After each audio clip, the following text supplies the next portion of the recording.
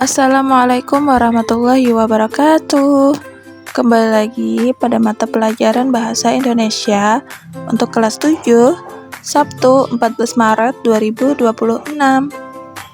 Pada pelajaran sebelumnya, kita sudah belajar tentang mengenal surat pribadi dan surat resmi. Sekarang kita akan belajar tentang berkomunikasi melalui surat dengan santun. Salah satu hal yang paling membedakan surat pribadi dan surat resmi adalah tujuan penulisannya. Surat pribadi menyampaikan maksud individu serta mengekspresikan perasaan penulisnya. Sedangkan surat resmi mewakili kepentingan lembaga dan biasanya terkait dengan kegiatan yang akan diselenggarakan oleh lembaga tersebut. Jadi surat pribadi lebih santai cara penulisannya, sedangkan surat resmi itu lebih formal cara penyampaian suratnya. Jadi baik surat pribadi maupun surat resmi tentunya harus tetap ditulis dalam bahasa yang santun. Hal ini dapat kita lakukan dengan menyesuaikan gaya bahasa kita dengan sang penerima surat. Untuk lebih memahaminya, berikut adalah beberapa jenis pembuka surat. Yang pertama, bisa dengan menanyakan kabar. Contohnya, "Hai Ella, apa kabar? Sudah lama sekali aku tidak mendengar kabar darimu. Semoga kamu selalu bahagia dan mendapat banyak pengalaman di SMP barumu." Jadi untuk sapaan yang pertama bisa menanyakan kabar. Kemudian yang kedua, bisa dengan mengungkapkan perasaan. Contohnya, "Andi, aku senang sekali mendapat kiriman surat darimu. Kabarku tentu baik-baik saja."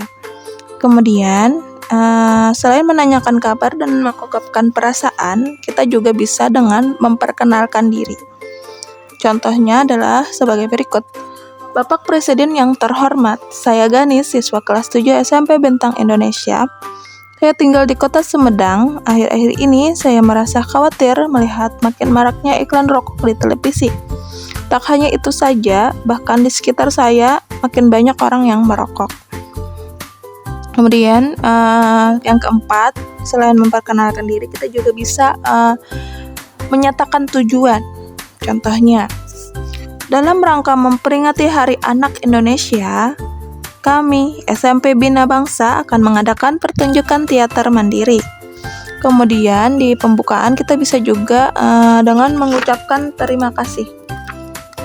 Contohnya, "Bu Rini, kami mengucapkan banyak terima kasih atas sambutan dan layanan pihak Museum Geologi kepada siswa SMP Negeri 13 saat kegiatan karya wisata minggu lalu." Kemudian yang keenam, bisa dengan permohonan. Contohnya berikut. "Dengan ini, saya Willis Setio memohon Bapak untuk mengizinkan anak kami untuk tidak masuk sekolah pada hari Jumat 6 November 2020 karena ada keperluan keluarga." Jadi untuk beberapa jenis pembuka surat berikut ini, jadi banyak jenisnya, tidak hanya selalu menanyakan kabar di awal surat, kita juga bisa mengungkapkan perasaan, atau kita juga bisa memperkenalkan diri untuk di awal di pembuka surat, atau kita juga bisa menyatakan tujuan langsung di pembuka surat, atau kita juga bisa tadi ada ucapan terima kasih, atau juga dengan permohonan. Kemudian untuk raga sapaan sendiri, dalam kehidupan sehari-hari kita berkomunikasi dengan orang lain. Orang lain itu bisa saja anggota keluarga, guru, teman, dan lain-lain.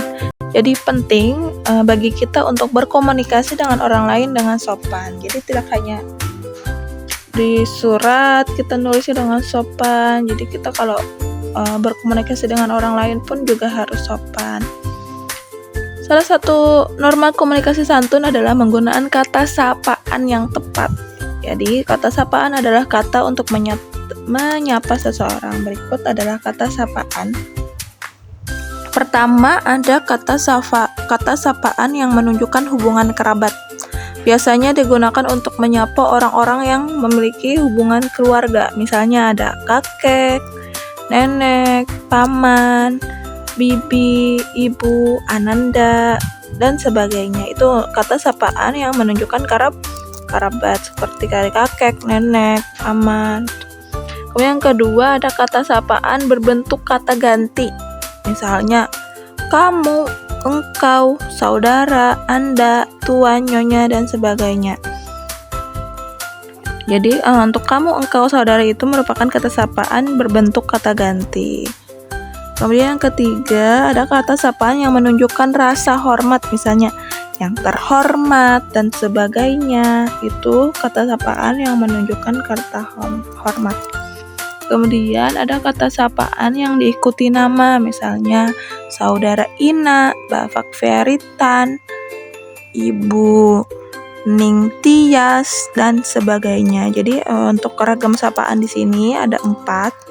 Bisa kata sapaan yang menunjukkan kerabat, misalnya kita manggil ada kakek, ada nenek kita, paman, bibi, ibu, itu kata sapaan untuk hubungan kerabat. Berarti kita memiliki kerabat dengan orang tersebut. Kemudian ada juga kata sapaan tadi yang berbentuk kata ganti seperti kamu, engkau. Biasanya teman kita kan punya nama. Nah, kita biasanya manggil kalau berbicara berdua dengan menggunakan aku, kamu. Nah, itu kata sapaan berbentuk kata ganti. Kamu, engkau, saudara, Anda, tuan, nyonya. Yang ketiga, kemudian ada kata sapaan tadi yang menunjukkan kata hormat. Biasanya ini untuk atasan dari anak buah ke atasannya, seperti yang kayak yang terhormat dan sebagainya. Kemudian yang terakhir ada kata sapaan yang diikuti dengan nama. Jadi misalnya ada saudara Ina, Bapak Peritan, Ibu Ningsias, dan sebagainya. Jadi untuk di sini ragam sapaannya ada 4. Jadi kesimpulannya adalah mengenai surat pribadi maupun surat resmi, tentunya kita harus tetap menulisnya dengan bahasa yang santun. Bisa dilihat dari beberapa jenis pembuka surat sebagai berikut. Tadi bisa dengan menanyakan kabar, mengungkapkan perasaan, memperkenalkan diri, menyatakan tujuan, ucapan terima kasih, dan permohonan. Sedangkan kata sapaan sendiri ada banyak ragamnya. Bisa tadi kata sapaan yang menunjukkan kerabat, kata sapaan yang berbentuk kata ganti, kata sapaan yang menunjukkan rasa hormat, dan kata sapaan yang diikuti nama.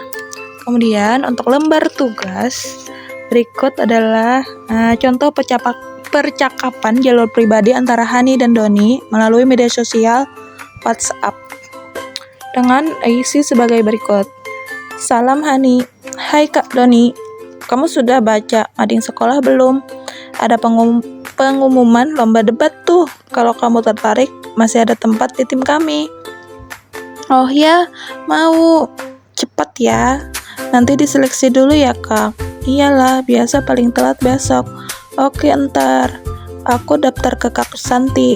Semoga lolos audisi ya. Amin amin. Makasih banget infonya Kak Doni. Nah, dari percakapan jalur pribadi antara Hani dan Doni tersebut, jawablah pertanyaan berikut ini. Yang pertama, kegiatan apa yang sedang Hani dan Doni bicarakan? Jadi apa yang sedang Hani dan Doni bicarakan? Kemudian yang kedua, bagaimana Hani dan Doni bisa saling mengenal? Kira-kira dari percakapan jalur pribadi antara Hani dan Doni, bagaimana Hani dan Doni bisa saling mengenal?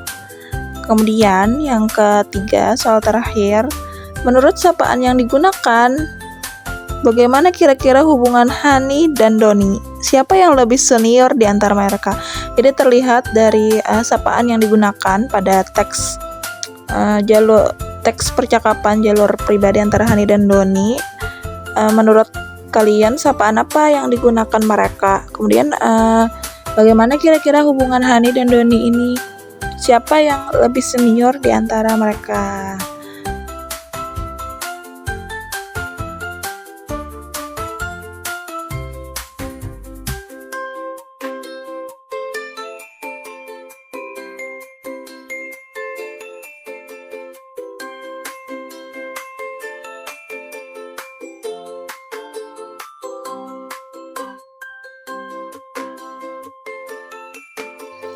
Segitu dulu pelajaran bahasa Indonesia pada kali ini.